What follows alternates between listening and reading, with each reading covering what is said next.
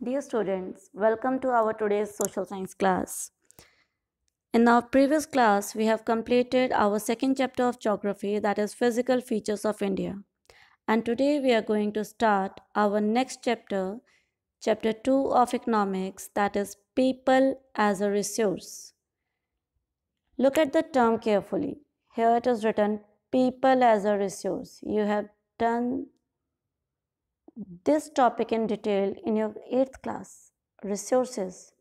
You have done different kinds of resources. But here, human being itself is considered as a resource. Why? Let's see. First, we'll try to understand that what is a resource. You all know about it, that everything existing on this earth that helps us to survive or that makes our life easy, either directly or indirectly, is a resource for us.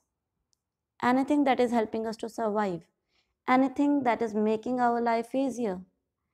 Any material existing on this earth, when we transform it into a usable form, it becomes a resource for us. Fine. Now, let's think about the previous chapter.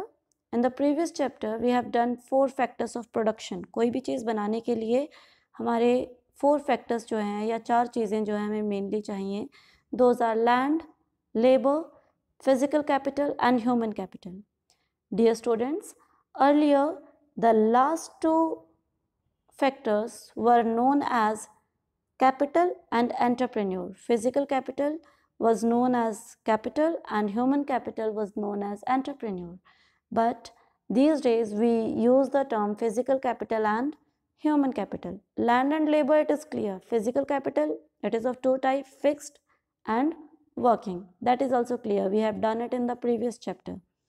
Now, in this chapter, we will discuss this last factor of production, that is human capital. Capital, it means पैसा, money, पूंजी जिसको हम कहते हैं. But how human is a capital? या तो वो human being हो सकता है या वो capital हो सकता है. But here it is said that human being is a capital. Human is a capital, or we can say people are considered as a resource. But why? Why people are considered as a resource, or why human being is considered as a human capital? Let's think for it. Just think in your mind that who discover, make, invent or use any resource on this earth? इस ज़मीन पर जितनी भी चीज़ें हैं उनको ढूंढने का काम, उनको यूज़ करने का काम, उन चीज़ों को ढूंढकर, उस मटेरियल को ढूंढकर, उन खनिज पदार्थों को ढूंढकर, उनसे यूजेबल चीज़ें जिनको हम डायरेक्टली यूज़ कर रहे हैं. ज़मीन के नीचे से हम लोग पेट्रोलियम निकालते हैं, पेट्रोल नहीं निकालते, पेट्रोलियम और निकाला जाता है, उसको प्योरीफाई करके हम लोग एक proper pure form of petrol हम लोग बनाते हैं. इंडस्ट्रीज़ में वो प्योरीफाई होता है, रिफाइनरीज में, और फिर हम लोग उस पेट्रोल को यूज़ करते हैं. ऐसे कोई भी मिनरल है, गोल्ड है, तो जब ये ज़मीन के नीचे से निकाला जाता है, it is not in its pure form. We human being transform it. We human being transform it into a pure and usable form. तो फाइनली अगर हम यहाँ पर देखें तो कोई भी मटेरियल है, उसको ढूंढने का काम, उसको यूजेबल फॉर्म में बदलने का काम, और फाइनली उसको यूज़ करने का काम कर कौन रहा है? हम ह्यूमन बीइंग कर रहे हैं. We are doing it. We are the one who are using every resource found on this earth. Fine. तो in this way human being is considered as a resource. क्यों? क्योंकि अगर ह्यूमन बीइंग ही नहीं होंगे तो इन चीज़ों को ढूंढेगा कौन? ढूंढने के बाद इन चीज़ों को यूजेबल फॉर्म में बदलेगा कौन? बदल भी दिया तो यूज़ कौन करेगा?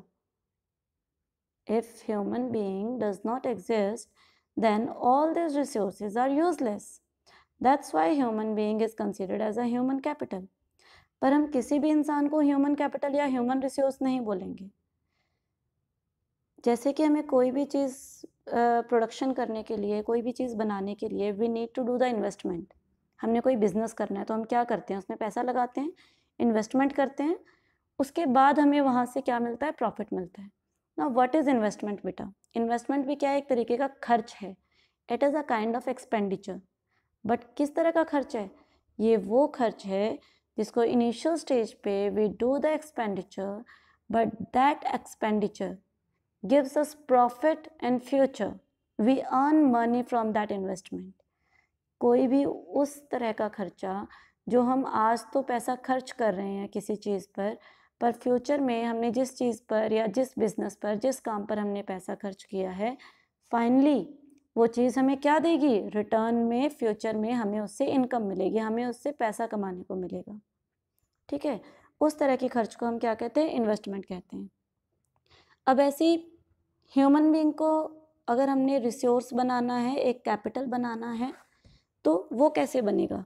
उसके लिए भी हमें क्या करना पड़ेगा? ह्यूमन बीइंग्स के ऊपर इन्वेस्टमेंट करनी पड़ेगी। How human being become a resource और human capital?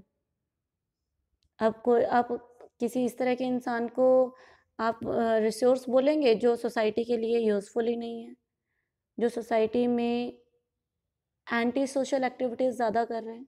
Will that person be a resource for the society और फॉर द नेशन? नो।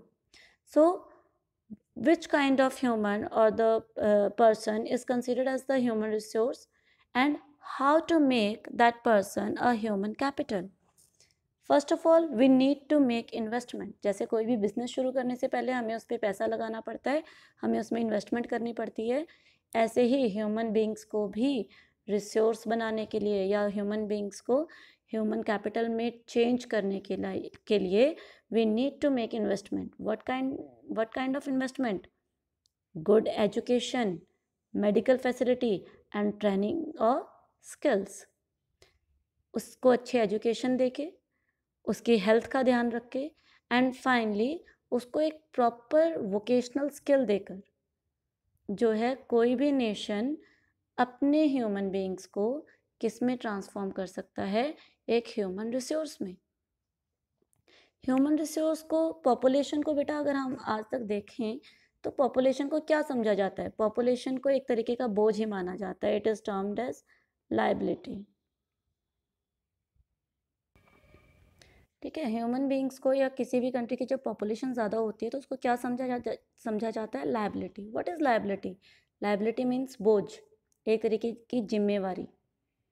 तो जनरली गवर्नमेंट्स क्या कहते हैं? If there is more population, if the population is increasing, it becomes a liability for the government. क्यों? क्योंकि उनको उनके रहने पे, खाने पे और उनके एजुकेशन पे, हर चीज़ पर क्या करना पड़ता है? पैसा खर्च करना पड़ता है। But if a proper education, medical facility, training and skill is provided to that population can become an asset for the same nation. वही पॉपुलेशन जो एक कंट्री के लिए बोझ कहलाती है, उसी पॉपुलेशन को अगर एक प्रॉपर ट्रेनिंग दी जाए, proper education, proper social skills, proper educational skills, proper vocational skills, industrial skills and medical facility अगर उनको प्रोवाइड की जाए, तो वही पॉपुलेशन जो अगर एक सरकार के लिए बोझ होगी तो इन फैसिलिटीज़ मिलने के बाद वो उसके लिए एसेट बन सकती है, यानी वो उसके लिए एक प्रोडक्टिव मटेरियल बन सकती है which can improve the income of the nation, which can add to the GDP. GDP क्या होता है? Gross domestic product, total income of the country. अब कोई भी पॉपुलेशन है, अगर उसको अच्छी एजुकेशन मिलेगी, उसकी हेल्थ अच्छी होगी, तो वो क्या करेगी? अच्छी एजुकेशन मिलेगी तो होपफुल गवर्नमेंट नहीं तो private, they can earn money job करके। अगर उसकी हेल्थ अच्छी होगी, सपोज एजुकेशन बहुत ज़्यादा ले ली बट उसके पास मेडिकल फैसिलिटी नहीं है, उसकी हेल्थ अच्छी नहीं है किसी भी कारण से फ्यूचर में, तो वो अपनी वर्किंग प्लेस पर अपना 100% वो पर्सन नहीं दे पाएगा। और 100% नहीं दे पाएगा तो ऑब्वियस है जहाँ पर भी वो जॉब कर रहा है वहाँ पर उसकी प्रोडक्टिविटी क्या हो जाएगी? कम हो जाएगी, उसकी ग्रोथ कम होगी। उसकी ग्रोथ कम होगी तो नो डाउट उसकी सैलरी के ऊपर भी क्या पड़ेगा? इफ़ेक्ट पड़ेगा। अब इसी को हम लोग मेडिकल फैसिलिटी से शुरू कर लेते हैं।